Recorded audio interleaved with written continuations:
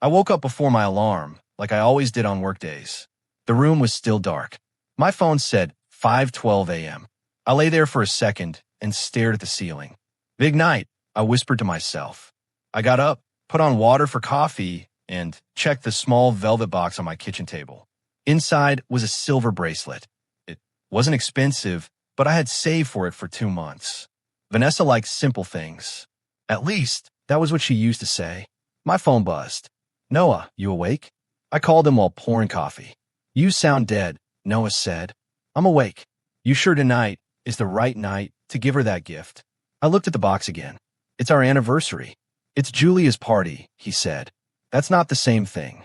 Vanessa said everyone important will be there. Noah laughed once. Exactly why I don't trust it. You don't trust anything. I trust patterns. And Vanessa has a bad one. I rub my eyes. She's been stressed. She's been cold. That too. Noah went quiet. Then he said, You always do this, Ethan. You take her side before she even asks. I'm not taking sides. You are. You think love means endless patience. I leaned against the counter. Maybe it does. No, he said. Love means respect. I didn't answer. He sighed. Just don't let anyone make you feel small tonight. I'll survive a party. That's not what I'm worried about.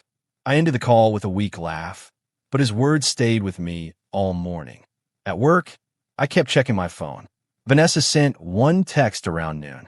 Vanessa, don't be late tonight. Dress well. That was it. No heart. No smile. No mention of us.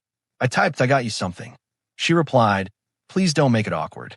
I stared at the message, so long my screen dimmed. At 6, I stood outside Julia Price's rooftop event space with a gift in my jacket pocket. The city lights glittered below me. Music drifted through the open doors. People from media, business, and half our office were already inside. Julia saw me first. Ethan, she said, air-kissing my cheek. You made it. Would have been rude not to. She smiled. Vanessa's been asking where you are.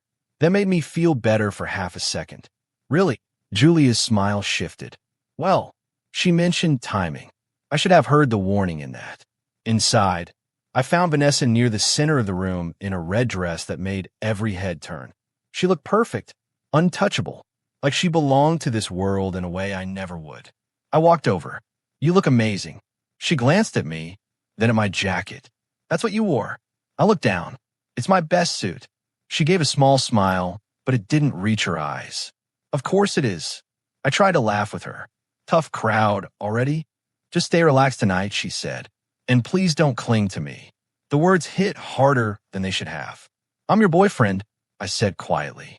Then act like one. Confident. Silent when needed. I stared at her. Silent. She fixed my tie with sharp fingers. Don't start. Before I could answer, a tall man stepped beside her with a glass in hand. Vanessa, he said, they're waiting. She turned fast, and her whole face changed. Warm, bright, alive. Ethan, this is Liam Mercer, she said. Liam, this is Ethan. Liam offered his hand. I've heard a lot. I shook it. Hopefully some of it was true. He smiled like I'd told a joke beneath him.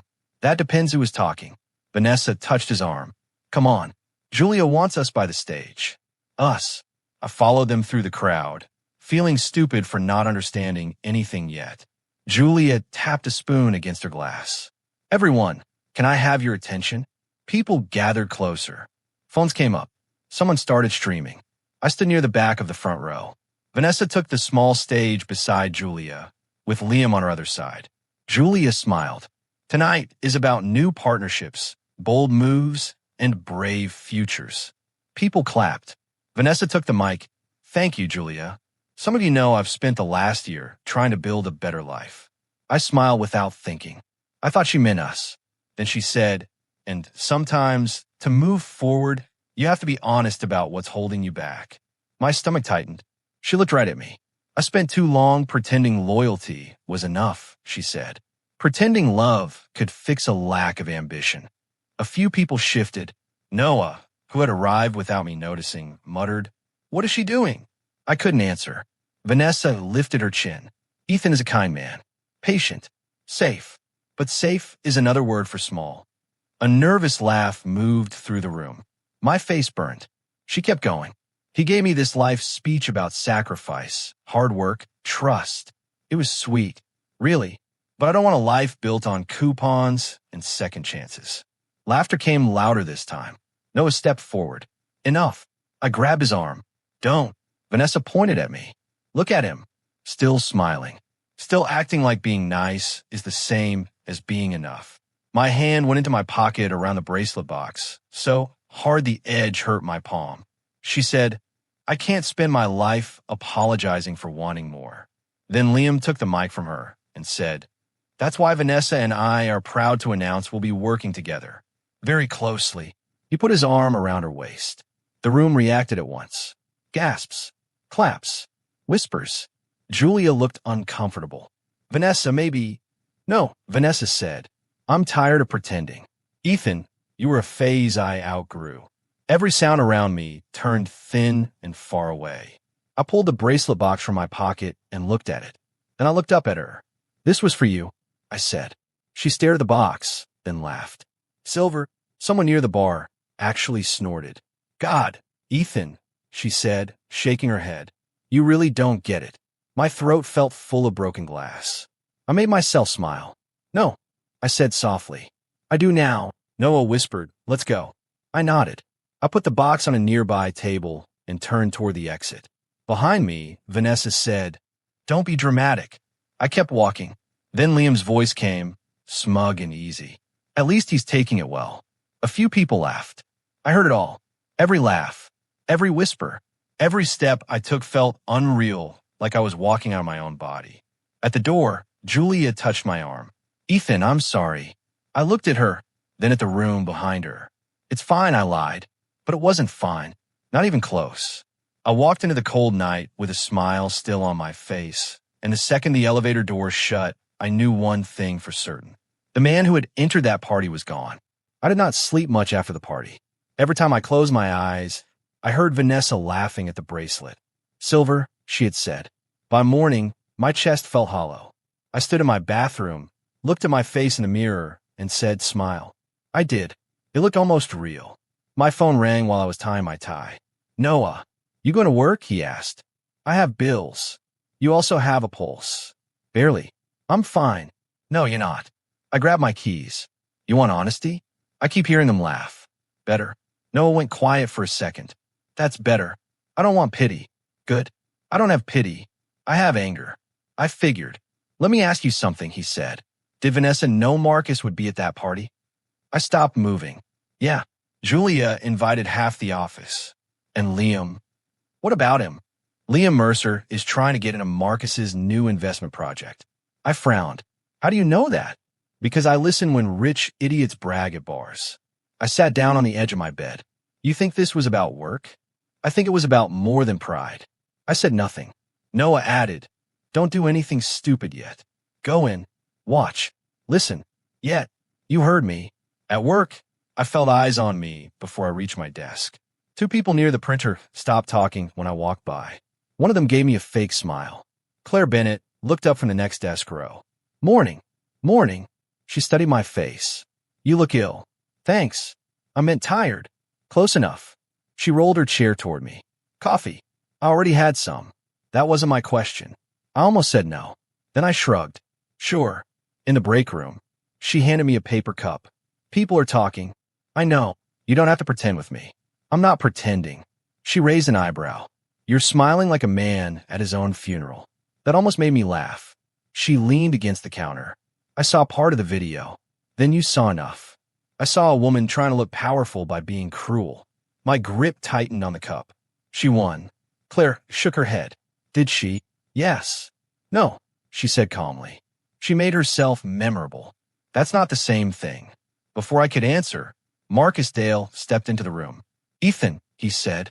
My office. Now. Claire gave me a look that said breathe. I followed Marcus down the hall. He closed the door and stayed standing. I'm going to be direct. That would be new for this week. His mouth twitched, but not enough to be a smile. There is concern about perception. Because my girlfriend humiliated me at a party? Because a personal scene became public, and your name is now connected to online gossip. I let out a slow breath. I didn't make the scene. That may be true, he said, but image matters. I looked at him. So I'm being punished for not fighting back. I didn't say that. You didn't have to. Marcus folded his arms. There's also the issue of the Hart Mercer proposal. My pulse kicked.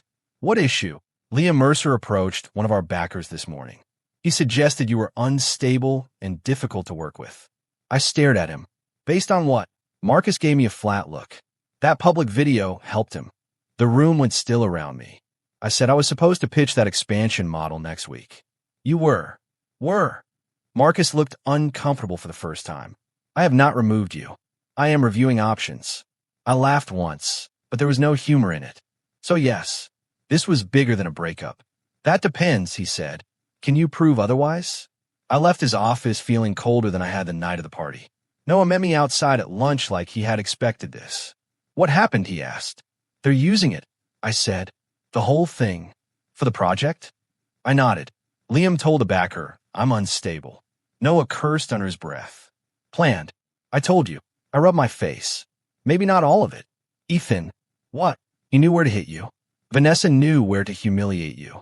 That was not random. I hated how right he sounded. He lowered his voice. Do you want revenge? I looked across the street, at people crossing without caring that my life had cracked open. Yes. Good. But I don't trust myself with it right now. That surprised him. Then what do you want? I want the truth first.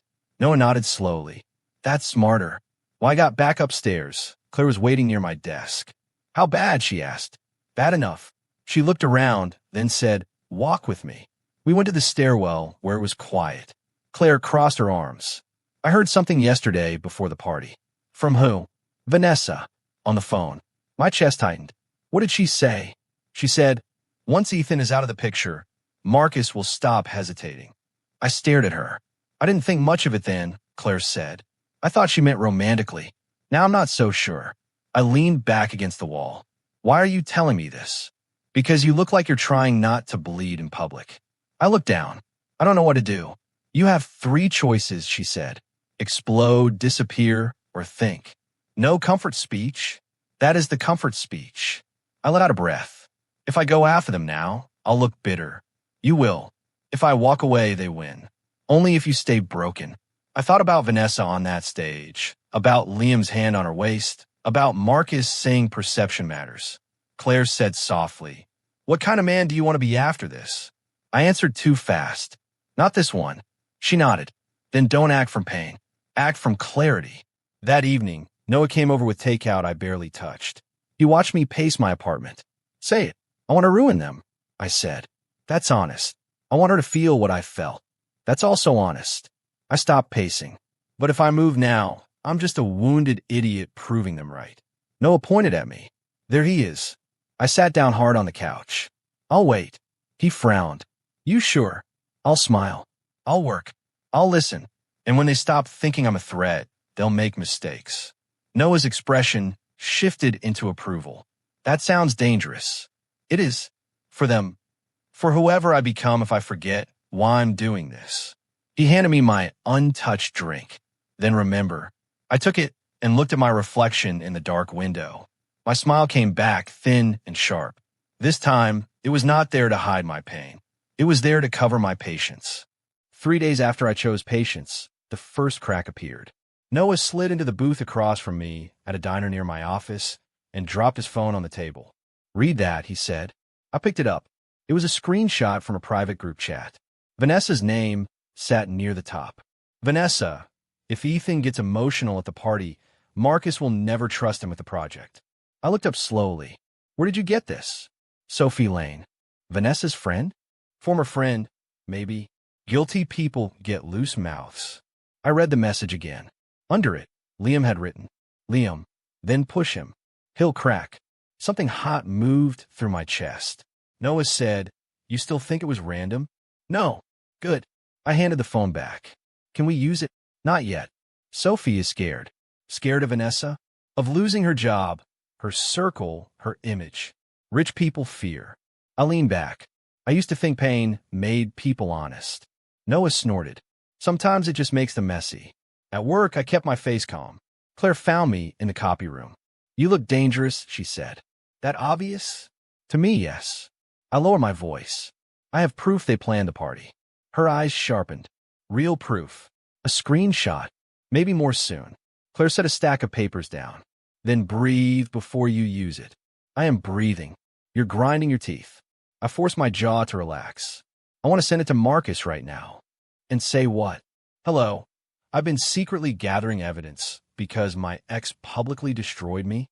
I hated how reasonable she sounded. She stepped closer. If you move too soon, they'll deny it and call you obsessed. So I do nothing? I didn't say that. She held my gaze. I'm saying be precise. I looked away. I don't want to become cruel. Then don't. It would be easier. Claire's voice softened.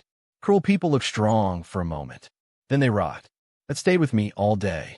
That evening, Sophie called from an unknown number. Is this Ethan? She asked. Yes. This is Sophie. Don't say my number. I shut my apartment door. All right. I shouldn't be doing this. Then why are you? She exhaled shakily. Because Vanessa took it too far. At first, I thought it was just a breakup. Then Liam started bragging. What did he say?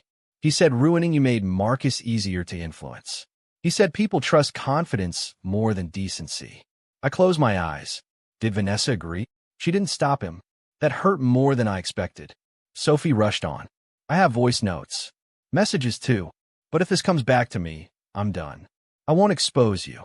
Don't promise things you can't control. I mean it. There was a pause. I'll send copies tonight. After the call, I stared at my dark screen until no one knocked on my door. Well, he asked. She has more. He grinned. Finally. Don't look happy. I'm happy because you're not crazy. There's a difference. We spent 2 hours listening. Liam's voice was smug. Vanessa's was colder than I remembered. Ethan trusts me too much, she said in one clip. Liam laughed. Then use that. I set the phone down. My hands were shaking. Noah swore. That's enough to burn them. Maybe. Ethan, she handed him your weaknesses. I sat in silence. The next afternoon, I got a message I did not expect. Daniel Hart. We need to talk. Alone. Vanessa's older brother met me outside a quiet coffee shop. He did not offer a handshake. You look terrible, he said. Nice to see you too. He nodded once. Fair. We sat. He stirred his coffee without drinking it. I know what my sister did, he said. That makes one of us. He ignored that. I'm not here to defend her. Then why are you here? Because our mother is making this worse. I frowned. Your mother already hated me. She hates anything she can't present like a trophy. That sounded true. Daniel finally looked at me. Vanessa has spent her whole life trying to impress her. The right schools, the right clothes, the right men. I said quietly, so she picked Liam. She picked status, he corrected. Liam was just wearing it. I looked out the window. That doesn't excuse her. I didn't say it did. I said you should understand what kind of fear drives her. I turned back to him. Fear. She is terrified of being ordinary, he said. Terrified of failing in public. Terrified of loving someone my mother could call a mistake. The words landed hard because part of me had always known. Daniel stood. If she reaches out, don't mistake regret for change. Why tell me this? He put money on the table. Because Liam is not loyal to anyone. Not even her. I watched him leave, uneasy in a new way. That night, Claire sat with me in the office break room while everyone else had gone home. So now you know she's human, she said. I almost wish I didn't. Why? Because hate is simple. Claire nodded. And truth isn't. I rubbed my forehead. Daniel says Liam isn't loyal to her either. She was quiet for a moment. Do you believe him? My phone buzzed before I could answer. It was Sophie again. One message. One screenshot. It showed Liam texting someone named Tara. Keep Vanessa calm until the contract clears. After that, she's disposable. I stared at the screen. Claire read my face. What happened? I swallowed. Karma just sent me proof. It has already started. After I saw Liam's message about Vanessa being disposable, I stopped thinking like a hurt man and started thinking like a patient one.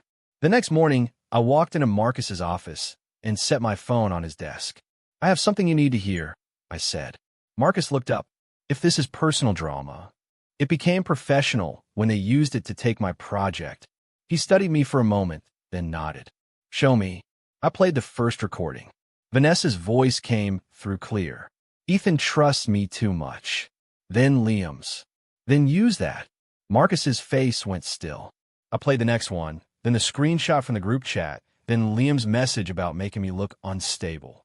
When I finished, Marcus leaned back and folded his hands. How many people have this?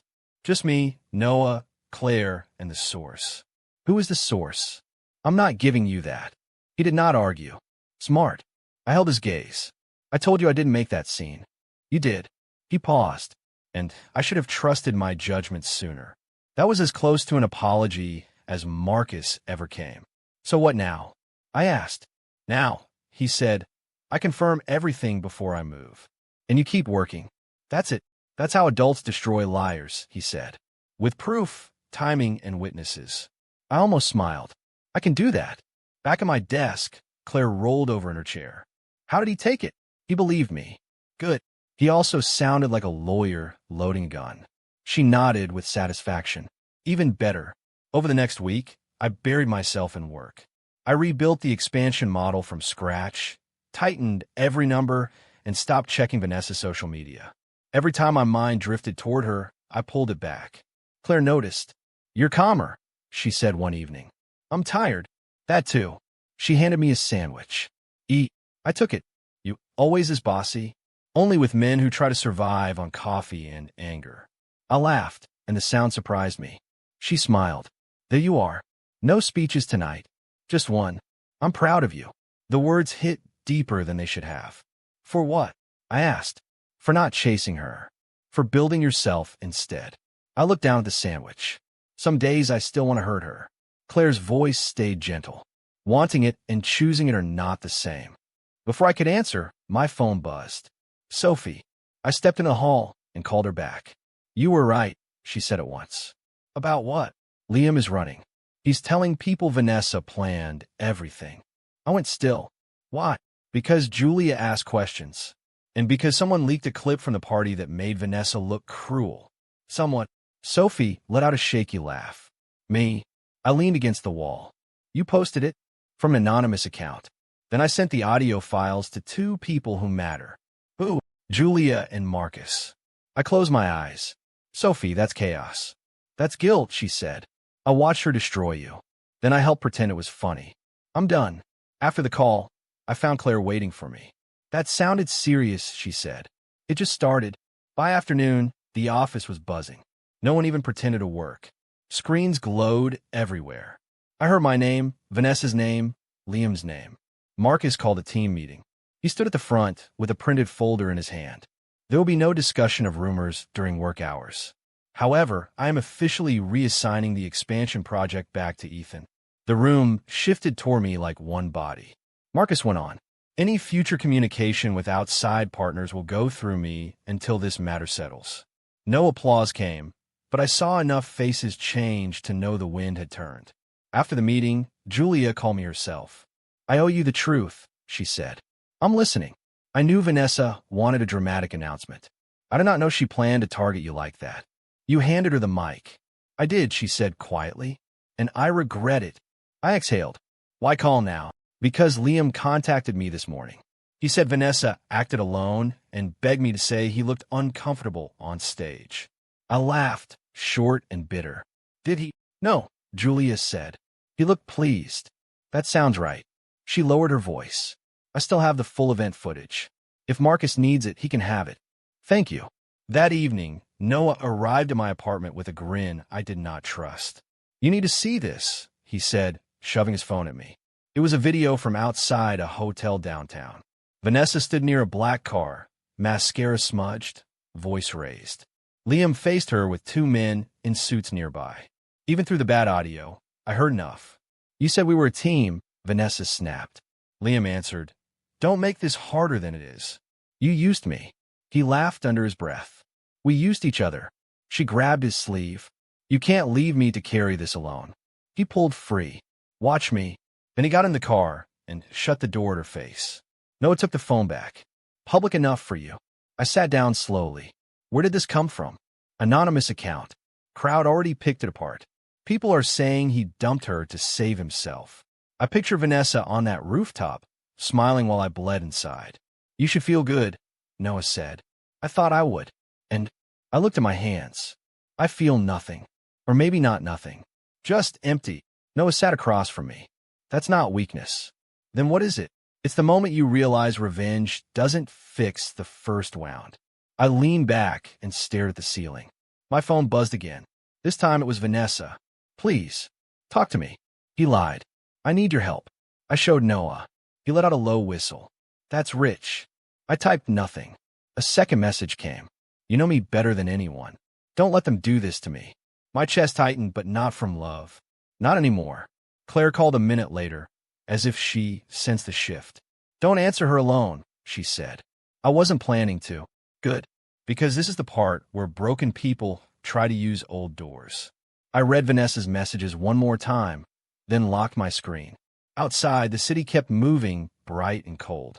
Inside, I finally understood something. Her world was cracking exactly the way mine had.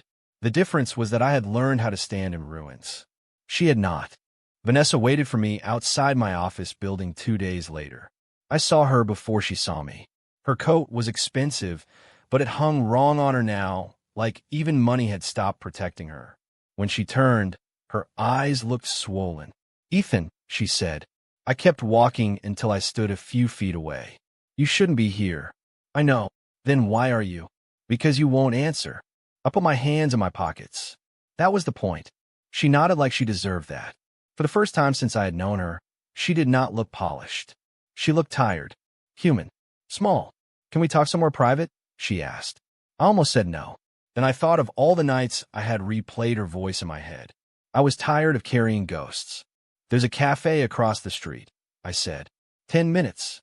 Inside, she wrapped both hands around a cup she never drank from.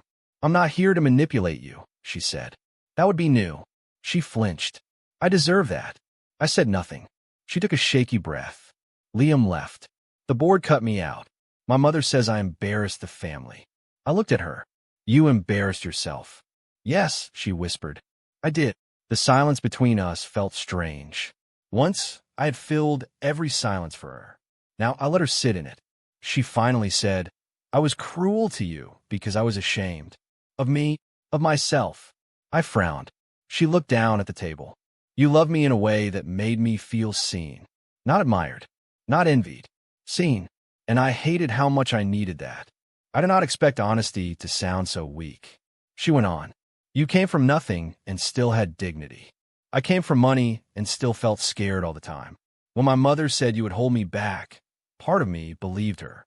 When Liam offered status, attention, doors opening, I wanted that version of life. And humiliating me helped. Her eyes filled. It made me feel powerful for one night. I leaned back. Was it worth it? No. That answer came too fast to be fake. She wiped at her face. I told myself you were too soft, too small. But the truth is, you reminded me of the part of me that wasn't empty yet. I wanted to kill that feeling. The words hit me harder than her insults on stage. You could have left, I said quietly. You could have just ended it. I know, but you want an audience. She shut her eyes. Yes. I sat there and let the hurt move through me one last time. Then she said, I'm sorry, Ethan. I believed her. That was the worst part. I believed her, and it still changed nothing. What do you want from me? I asked. She opened her mouth, then closed it. I don't know. That's not true. Her voice dropped. My mother's pushing everything onto me. Liam is denying all of it. If you told Marcus I wasn't acting alone. I laughed. Not loudly. Just enough. There it is, I said. She looked ashamed. I'm sorry. No. You're desperate. She nodded, tears slipping free. Both. I stood up. Please, she whispered. Don't let this destroy me. I looked down at her and felt something I had wanted for weeks. Not revenge, not love, not even anger. Just distance. I'm not destroying you, I said. I'm refusing to rescue you. She stared at me. I told the truth, I said. That's all I'm going to do. You could say Liam pushed me. Did he? He encouraged me. But did he force you? She broke eye contact. That's what I thought. I left money on the table for my coffee and turned away. She did not follow. At work, Marcus called me in again. This time his tone was different. I spoke to the backers, he said. They want you leading the expansion. I sat down slowly. You're serious? I am. You handle pressure better than people twice your age. I let out a breath I had been holding for days. Thank you. Marcus slid a folder across the desk. There's also a salary adjustment. I opened it and blinked. This is a lot.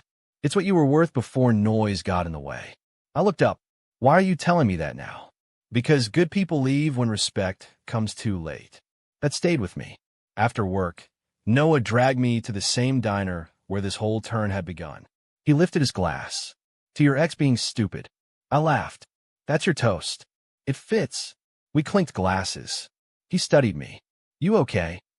I think so. You don't sound sure. I looked down at the table. She apologized. Noah whistled. And I believed her. He leaned back. That doesn't mean you owe her anything. I know. You saved yourself, Ethan. Don't forget that part. I nodded. I won't.